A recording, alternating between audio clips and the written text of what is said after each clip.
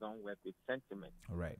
I believe that, and don't forget that this time around, the Bank of Ghana is using the vote system where they vote based on the rates that are tabled. And so everybody will give a reason as to why they think a particular basis point should be accepted. So I think that the rate cut to 15.5% is based on prudent, economic analysis that informs some of these decisions. When you read the entire document, I mean, the Bank of Ghana clearly outlined that due to stable macroeconomic outlook and also the disinflationary pressure coupled with the fiscal prudence, it is only prudent and advisable to cut down on the rate. So I wouldn't say it is politically driven, but it is rather market driven.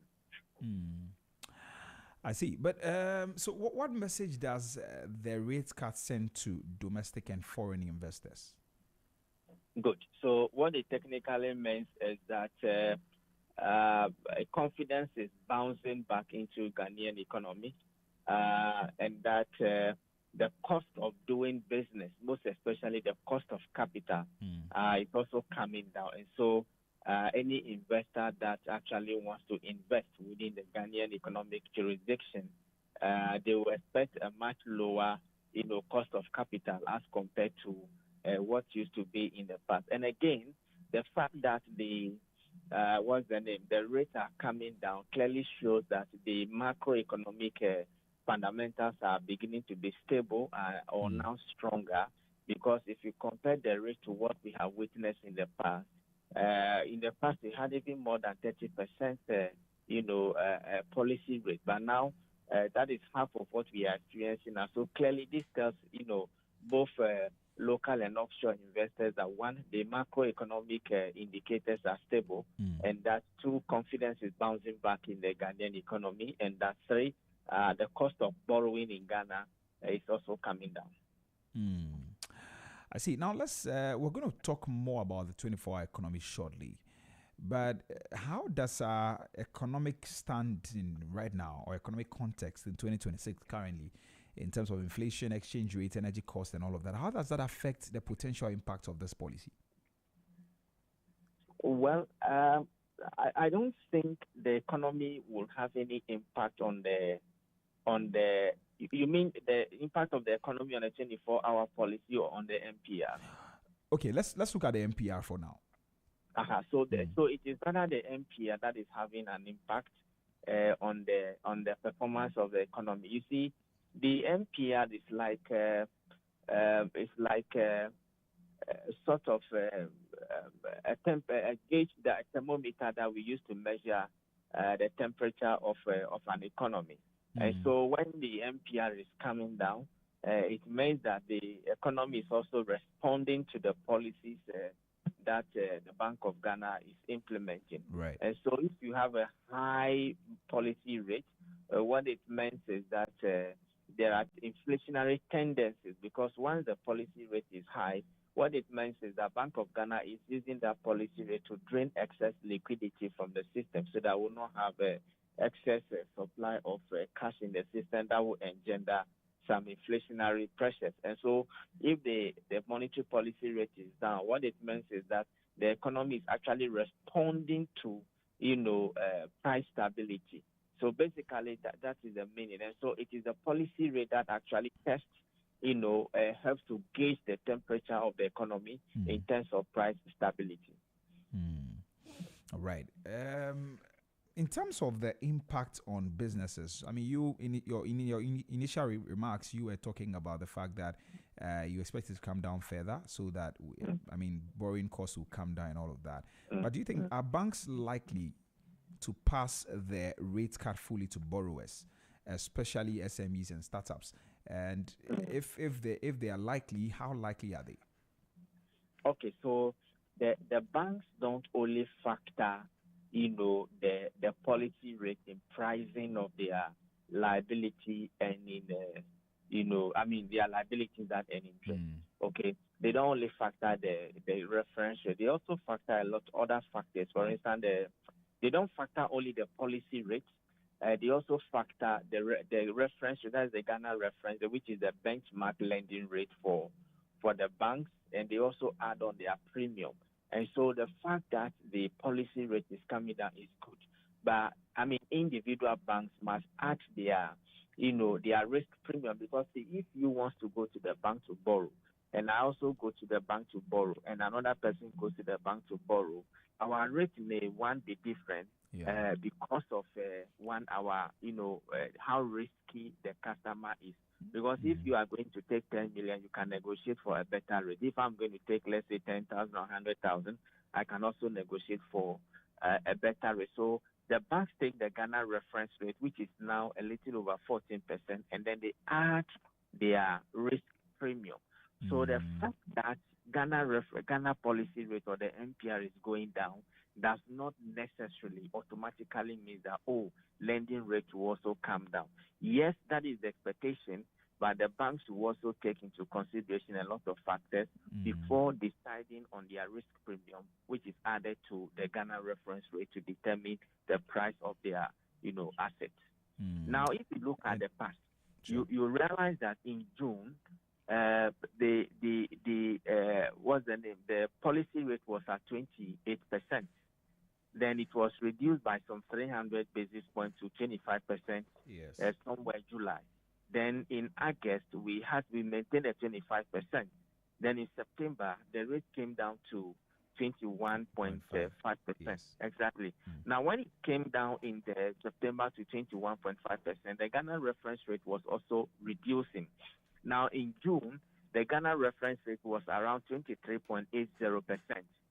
Then it came down to about 19.86% in September. Now, in October, thereabout, the policy rate remains 21.5%, but the Ghana reference rate also went down to about 17.86%. Then in November, the policy rate still remains 21.50%, and the Ghana reference rate was also around 17.93%. So anytime the policy rate comes down, there is a corresponding marginal reduction in the Ghana reference rate, which is the benchmark, rate for lending for banks. And if you may, so currently I don't know the exact lending rate. I mean the average, but I know it's around 20% to 30% thereabouts. If I'm not mistaken? The average lending rate now, it should be a little over 20%. It should be a little over, let's say, around 25, a little over 25%. The average lending rate. People still say it's as high anyway, isn't it? Yes, I agree.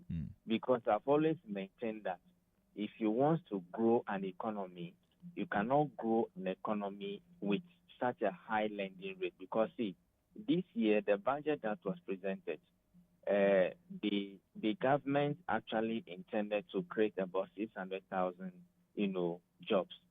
Now, the question is the government going to create that job alone in 2026? That will be practically impossible. Impossible, right? Okay, it is the private sector that plays a dominant role in terms of job creation. And so if the private sector plays that dominant role and cost of capital to the private sector is high, they can't also go and borrow from the financial institutions, expand their operation and employ more people.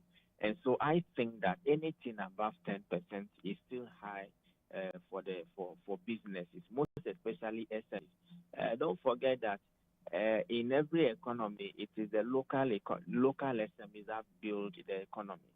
Because the day that the multinational company, the MTN, the Stanchart, the SGs will decide to quit or leave this country, you will see the kind of national security implication that it will have in terms of employment. And so it is always advisable that you have a low lending rate so that your SMEs can go and borrow money to grow organically. When I mean organically, the growth that is actually from the normal day-to-day operations of the company. And once the SMEs are growing, then you are building a middle belt sort of a business that can help you to absorb any shock when the multinational decide to quit your country. I see. Okay. Please hold on for me. Let me just announce the phone lines in case anybody listening to us wants to ask questions or make some comments. So if you just tuned in, this is Business Breakfast on Z101.9 FM with me, Nitra Bihamon. This morning we're talking about whether the policy rate cut, a 15.5% rate cut, will actually, will undermine Ghana's 24-hour economy agenda. And we've been talking to Mr. Nelson Kuju Kwagbeji. He is a policy analyst and he's joined us this morning for this conversation. You can also drop a comment if you want to on our social media. We're streaming live on Facebook at ZFMGH, ZFMGH on Facebook, and also Z Multimedia on YouTube. You can visit those platforms and drop a comment there and we'll read them for you. You can also send us a WhatsApp on 0544321019, 0544321019, and we'll also read your messages for you. Okay, so we're going to talk briefly about 24-hour economy shortly, but let's still stay on the impact on businesses, Mr. Kwagbeji. So which sectors stand to benefit the most from cheaper financing? Oh, as I did indicate, there is no specific sector that we can say stand to benefit from cheaper financing. It depends on the capital structure of the that particular company or institution, and also the volume of or the quantum of loan that company intends to take. And so normally what happens is that if you are going to take more and the bank is convinced that, you are not really risky, of course, they may want to negotiate the rate with you. So reason why sometimes when you go to the bank, they will state the rate and say negotiable. What it means is that based upon all the analysis that they do, whether you are credit worthy, your capacity to pay back the loan, your cash inflow, once they consider all those, then they are satisfied. At least the rate that you pay compared to others in the industry will be relatively lower. Okay. All right. Let's touch on the macroeconomic risks as well. So this 15.5%, the rate cut, could that trigger a resurgence of inflation in any way? As I said, the monetary authorities are closely monitoring the stability of prices and inflationary triggers. And once they are convinced that there are some level of inflationary drivers within the system, then they will do the needful in terms of the upward marginal adjustment of the policy rate. But from where we sit, from all the analysis we have done, we can only draw the conclusion that we don't expect inflation to go beyond the Bank of Ghana's medium-term target of 8% plus or minus 2. So we think it will remain relatively stable for now till the end of the year. Don't forget that when we are talking about inflation, we don't only talk about internal one only. We also talk about imported inflation. But you see, as a result of the appreciation of the Ghana cedi, imported inflation has also reduced marginally, And so we don't expect inflation to go up in the coming days, in the coming months. We expect inflation to remain within single digits, even by the close of the year. So we don't expect any aggressive rate increment by the Bank of Ghana. I see, right. So you believe in the authority, and so once they agree that it should go down, that is fine. But you also even think that it should have gone down even further. So there's no way you're going to say it is going to trigger some resurgence. I even expect the rate to go down further because we have a governor who is more tilted or fixated towards achieving a single-digit lending rate. And so if you want to achieve a single-digit lending rate, it means that the rate must go down further. And so the 15.5%, I was even thinking now we'll be doing about some 12.5%. So that by the middle of the year, we can be inching towards 10%. Once we hit 10%, I can tell you for a fact that the Ghana reference rate will also come down appreciably. Don't forget that the benchmark interest rate, which is the 91-day Treasury bill rate, is also a little over 10%. And so if we are, tilting all the rate towards 10%, then we expect the the policy rate will also come down further. And so I even projected that during the next policy MPC meeting, they should cut down the rate by some 300 basis points to about 12.5%. Because see, even inflation is at 3.8%, policy rate is at 15.5%. You see the gap, and so policy rate needs to go down further. Right. Okay. So now on the 24-hour economy, let's now turn our attention to that. Do you think that is possible or is realistic without energy sector reforms? Good. You cannot have a robust manufacturing and industrial sector. Don't forget that the whole aim of the 24-hour economy and the 24-hour economy plus is about value addition. It's about the manufacturing sector. It's about the industrial sector. And so you cannot achieve such a mega project or policy without having a stable power sector. I mean, it's virtually power that will go and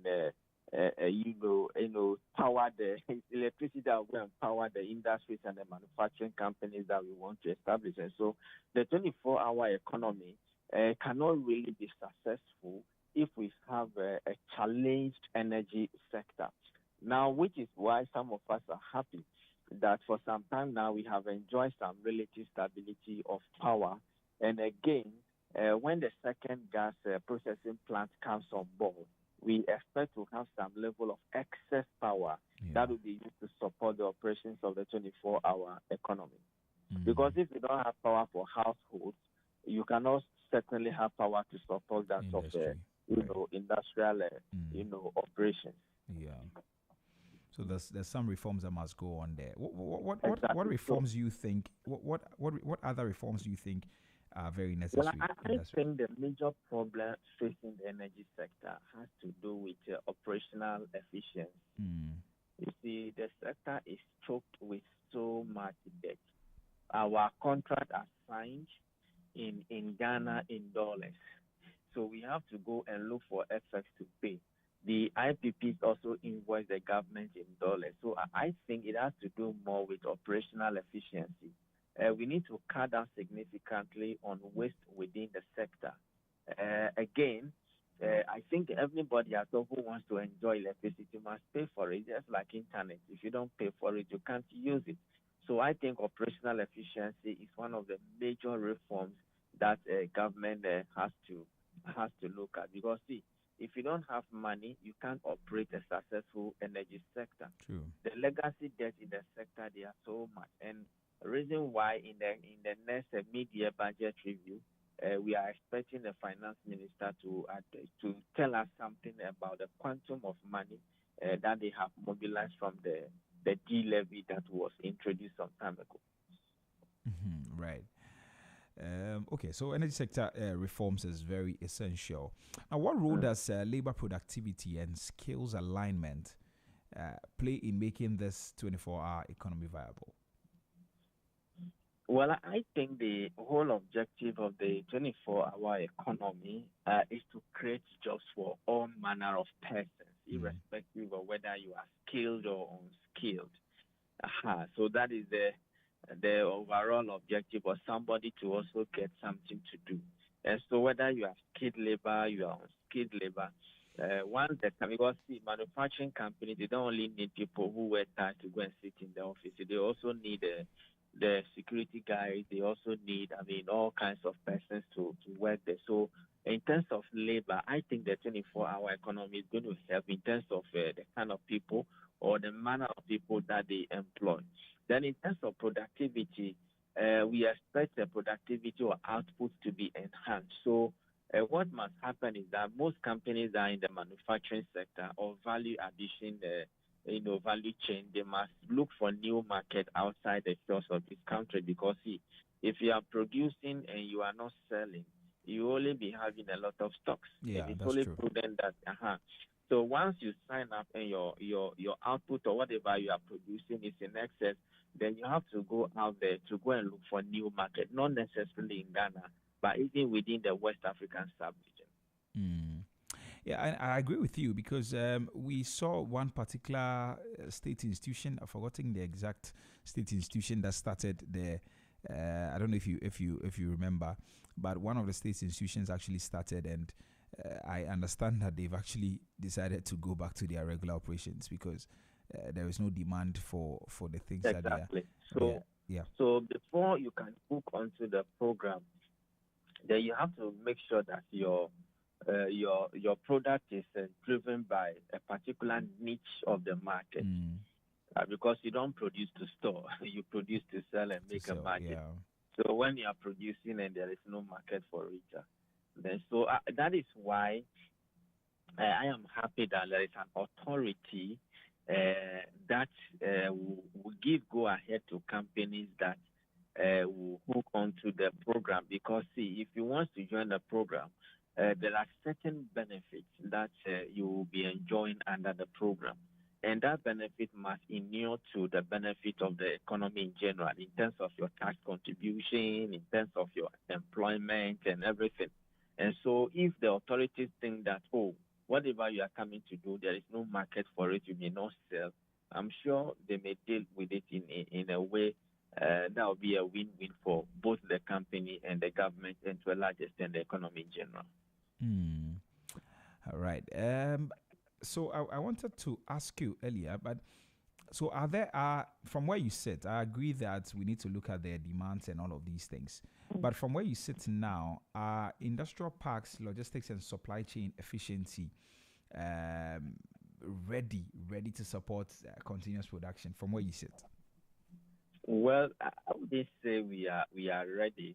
There are few bottlenecks that are out there, but I think when we start, everything should align, because you cannot have everything 100% before you start. You must start from somewhere, and then from there you continue. And so that is why I'm also sure that it is not just going to be a wholesale licensing of or approving of companies to do 24-hour economy. I see. It's not going to be a wholesale. I think you must present yourself in a way that convinces the government that yes, these are the kind of people that we want. If you take a company like Blue Sky that produces produces fruit juice, if they have a market in Togo or Benin or Nigeria and they want to work 24 hours a day, what it tells you that they have a ready market. They squeeze the juice today, the next morning it's on its way to Togo or Benin. There is ready market. And what it also means is that those who come to work during the day are not the same people who will be working during the night. So in that case, the government will benefit, one, in terms of tax revenue, and two, in terms of employment. So I'm sure a lot of factors will be taken into consideration before they give the go-ahead to whichever company will hook onto the program. But how can policymakers ensure that continuous production and industrial expansion are sustainable in this context? Well, policymakers, I think basically you are just referring to the government. Yeah. It depends on the incentives that the government intends to give to the companies that will hook onto the program. I'm only praying that in their quest to make this program sustainable, we shouldn't repeat some of the mistakes that was done in the past. For instance, the one district, one factory, where so much tax exemptions were given to companies. However, today we should go outside the country to go and look for companies that are under the one district, one factory. I'm sure we may not find a lot of them. Meanwhile, tax exemptions were given. So we should just make sure that in our quest to support these companies, to sustain their operations and grow their businesses, we don't repeat the mistakes that we did in the past. Right. Okay. So apart from the few bottlenecks that we've mentioned, are there some other key ones that you think will prevent or actually be, well, they are bottlenecks, so they'll become, are there some things are there some key bottlenecks to achieving the 24-hour economy that we haven't mentioned beyond financing? Well, I think security is key. Because if there is a company in between in Sawam and then Amasaman operating somewhere, that company needs to be protected in terms of security. Don't forget that people are out there only wanting to take advantage of stuff like this. And so if security is not key, people may be operating, but I mean, you and I know what may happen to them during the course of the night. So security is key. Now, the question is as to whether we have that capacity, in terms of policing to support, because it's one of the benefits under the package that government to provide a 24-hour security. And so as to whether we have the capacity to do that, I'm sure when we get there, we'll cross it. So security is one of the things that I foresee. Right. Any other ones? Oh, I apart from the security issues, I also think that it is not just a matter of asking people to hook onto a particular program without proper evaluation and monitoring, something we call in French accompagnement. You have to accompany these companies from the beginning because, see, if you are giving them the benefit and you are not monitoring them, what will happen is that again we may repeat the mistakes that we have done in the past. So I think proper evaluation and monitoring is key. Reason why I am happy that now that the authority has been given a legislative backing, I'm sure there will be proper monitoring and evaluation department that will be monitoring and evaluating the performance of some of these companies in terms of their contribution to the economy under the program. All right. Okay. Please hold on for me one more time. Let me just announce the lines. So if you tune in, this is Business Breakfast on Z 101.9 FM, and we're talking this morning about the policy rate cuts and also the 24-hour economy. We've spoken a bit about the policy rate cut, and now we're speaking about the 24-hour economy. Try to blend them before we go. But you're not too late. If you just joined, you can still send us your messages on Facebook at ZFMGH and also YouTube at Z Multimedia. We are at ZFMGH on Facebook, and then on YouTube we are at Z Multimedia. Please engage us on those platforms. You can also send us a WhatsApp on 0544321019, 0544321019. You can also call us on 030395661, 030395661, and then we give you the opportunity to share your thoughts with us this morning. My guest this morning is Mr. Nelson Kujo Kwagwaji. He's a policy analyst, and he joins me for this conversation. He's joined me for this conversation. So, Mr. Kwagwaji, let's continue. So, talking about policy coordination and strategy, maybe first of all, if you can help us, how can the Bank of Ghana and the Ministry of Finance actually coordinate to ensure policy coherence? Okay, so I'm very happy you asked this question because this was a problem we actually had in the past. Now, in every economy, I've always been seeing that there are so many policies that shape the growth and development of that, economy. We have the exchange rate policy, we have the fiscal policy, we have the monetary policy, we have the structural policy and all that. But you see, each of these policies fit into each other, which means that they cannot work independently. They must actually work hand in hand, holding each other's hand tightly. Now, this was a problem we had in the past where the finance ministry would go and borrow, and then when the problems come, now the Bank of Ghana will now come and be cleaning the mess that has been created by the fiscal authorities. This is not a secret in this country that at the time, the finance ministry was so much interested in borrowing, and we haven't even seen any impact of what they have done with the borrowed fund.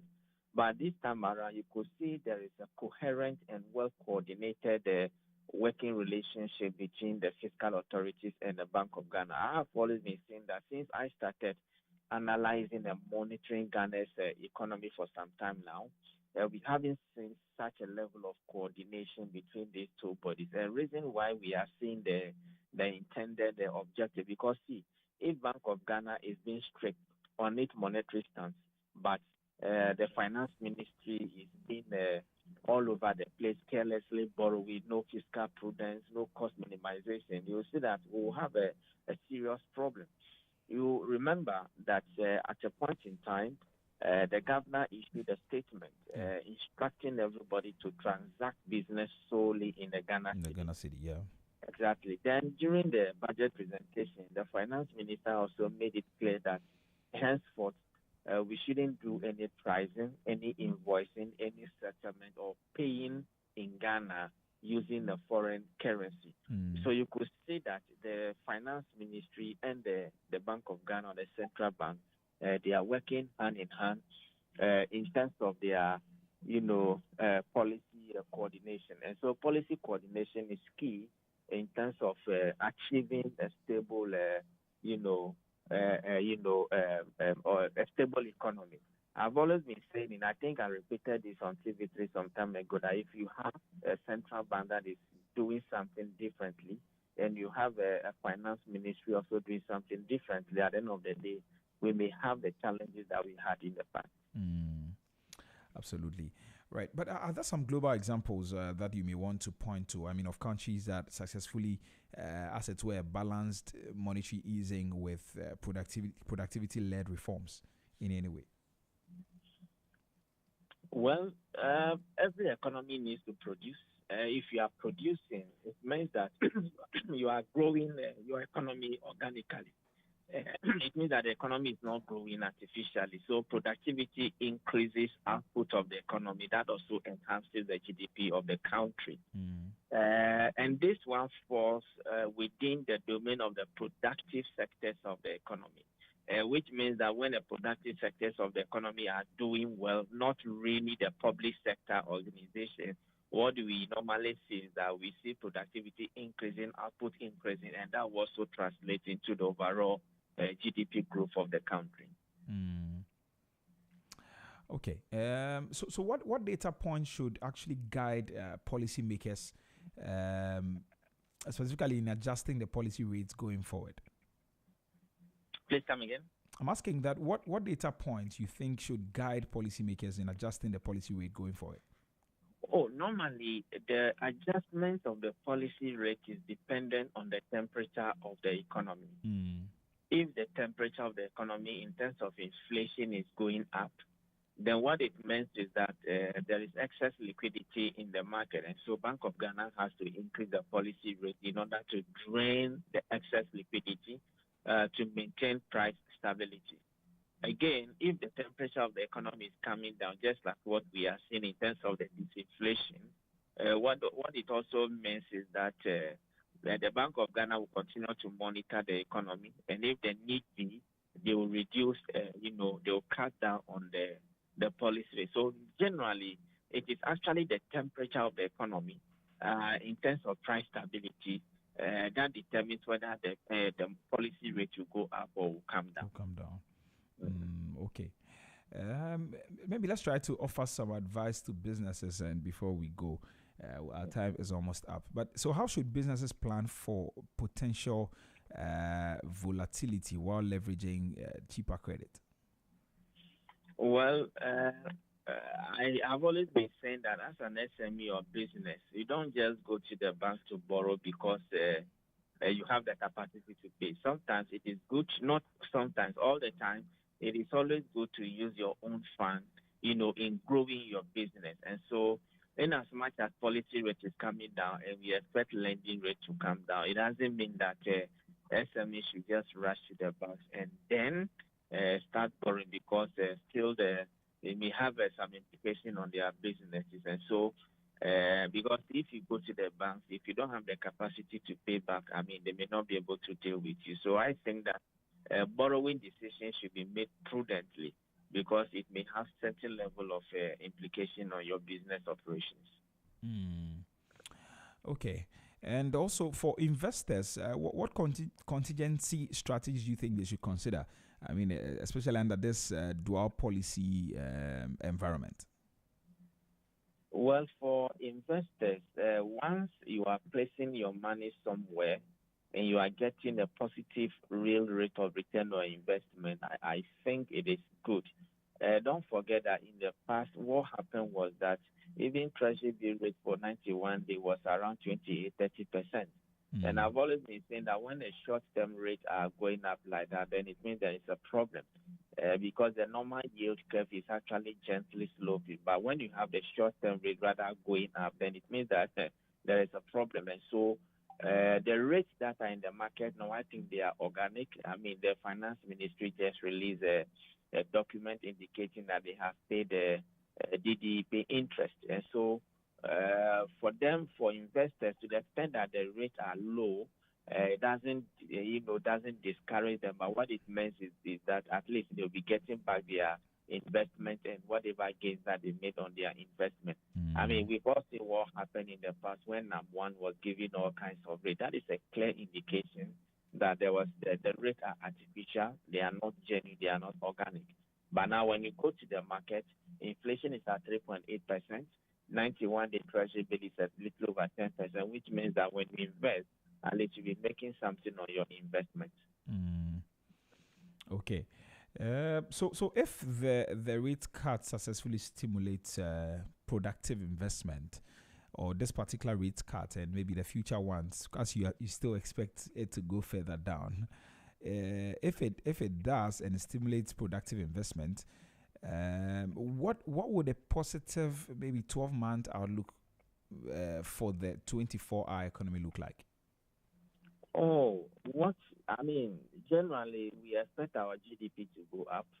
As I did indicate, GDP is normally driven by the private sector, not the government sector, largely driven by the private sector. And so when productivity increases, we expect output to also increase. And that will also culminate into sales, that will culminate into tax revenue, that will culminate into employment and all kinds of stuff. So, if productivity increases within the short term, we expect that to have impact on the overall growth rate of the economy.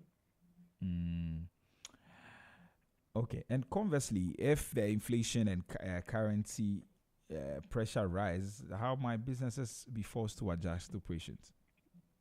Well, we don't expect inflation to be taking a nosedive all the time. The time will come it will go up marginally, just like a high. So once it goes up marginally, we expect everybody, household, businesses, and government to adjust accordingly. All right. Okay. So maybe finally, what safeguards are essential to prevent any short-term stimulus? To prevent this short-term stimulus from undermining the long-term productivity we're pushing for. Well, I think that please repeat the question again. So I'm asking that what safeguards do you think are essential to prevent short-term stimulus? The rate cuts and all of that from undermining the long-term productivity we're pushing for. Well, a stimulus. What all that I want to say is that in terms of policy coordination, we need that to continue because we have made so much gains. We are not ready to go back to where we are coming from. I'm sure today nobody in this country wants to hear of a haircut again, even though some was coming up recently in the cocoa sector. But I think that the policy coordination should continue.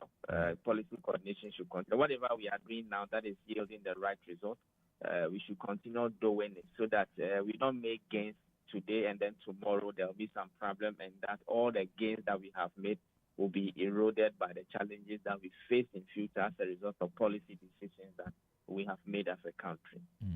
All right. Okay. Mr. Nelson Kwagbeji, thank you so much. I don't know if you have any final words. If not, then we can go.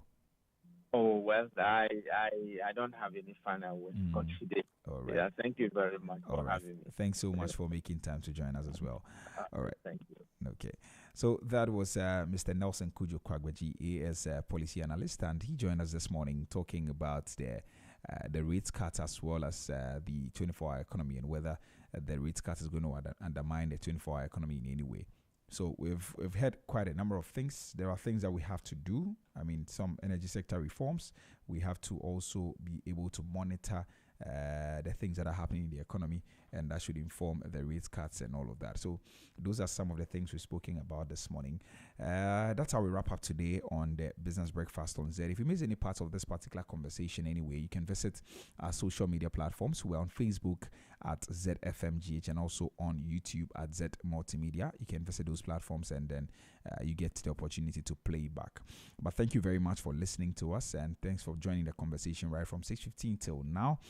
We're back again tomorrow for more interesting conversations. Until then, please keep listening to Z101.9 FM. My name is Nichwebi Hammond, and this has been Business Breakfast on Z. When you think Ghana, think Z. Up next is The Brighter Side with Jeremy Okoria Mwako. I'll see you tomorrow. Bye-bye.